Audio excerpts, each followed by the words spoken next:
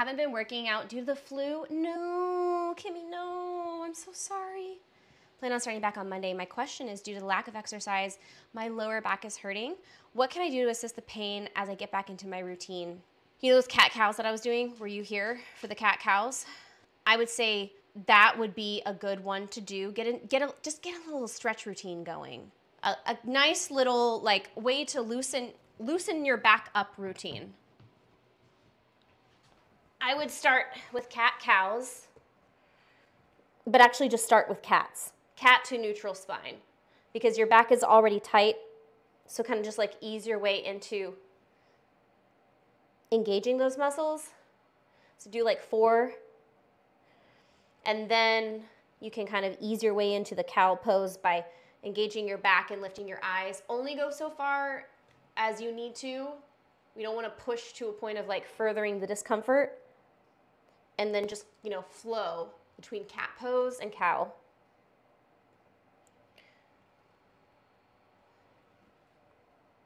And at the cow part, or sorry, the cat part, like try to tuck your tailbone under, like you're trying to touch your nose down to your hips.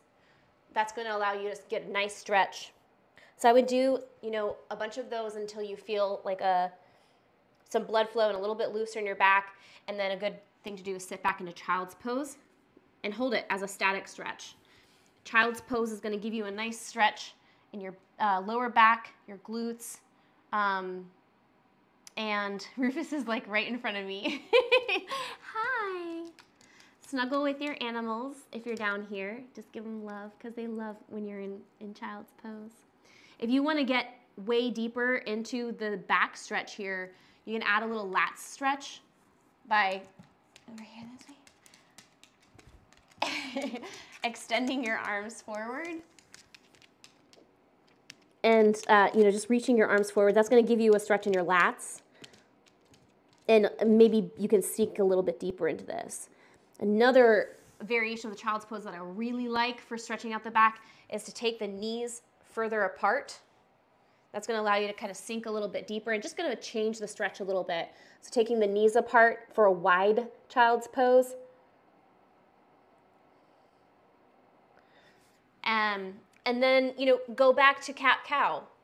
And you can repeat that, you know, 2 to 3 times, just doing cat-cow, and then sit back into child's pose of your choice. In my experience, those 2 exercises, or those 2, that exercise and that stretch are really great for getting that lower back pain. But you also kind of have to think about what muscle might be tight and causing the lower back pain to begin with. Don't forget that your hip flexors insert into your lower back. So if you've been seated and your hip flexors have been in a shortened position, they may be tight, and that could also be contributing to your back pain. And so, you know, warming them up by doing like dynamic stretches or going for a walk, getting up and moving for 5 to 10 minutes is a good way to get some blood flow there. And then you might want to spend some time stretching them out, and just doing like a kneeling stretch here would be good. You know, you can do a lunge stretch from standing if you want to do like runner's lunge or something like that. This is a good way to stretch out your hip flexors, and that might help alleviate some of your back pain. And then also your back pain could also be caused by tightness in your gluteus medius, gluteus minimus, or just your glutes in general. So going through some glutes stretches might be helpful as well. You know, before we did the standing figure 4, a good variation of that is on the floor, where you cross your ankle over your thigh, let your knee relax, keep your toes flexed, and then grab your underneath your leg and pull up here. This is a good stretch for your glutes, specifically your gluteus medius, but you may also feel it in your glute max as well. So you can hold each of those for like, you know, 10 seconds or more. And tight hamstrings can also cause back pain. And that also is something that happens when you have been seated for a while. Your hamstrings can get tight. So doing something to stretch out your hamstrings would be good. A nice gentle stretch for hamstrings would be, I like the figure 4 stretch because it gives you a hip stretch. So figure 4 stretch, you take your foot to your inner thigh, you have your other leg stretched out, and you reach for your ankle. And when you hip hinge here, you feel that stretch in the side of your hip here, but also underneath this straightened leg. So it's a good way to tackle a couple of things. So again, holding this 10, 15, 20, up to 30 or 45 seconds, and then go to the other side. And typically I'll find like one side is tighter than the other, and that's totally normal. Totally normal. And that's just because we tend to kind of hold our bodies to one side. We tend to put more of our weight in one foot than the other, or if we sit, we tend to like lean to one side. So it's totally normal to feel that when you're stretching. And then you repeat all this 2 to 3 times, 2 to 3 rounds on each stretch, each exercise. And that would be like a good way to kind of loosen up the hips, which can be causing that back pain. If your back pain is caused by, poor posture because you're like rounded forward, doing some exercises that pull your shoulders back, like bent arm pull aparts like this, are great. You can do them seated or you can do them standing.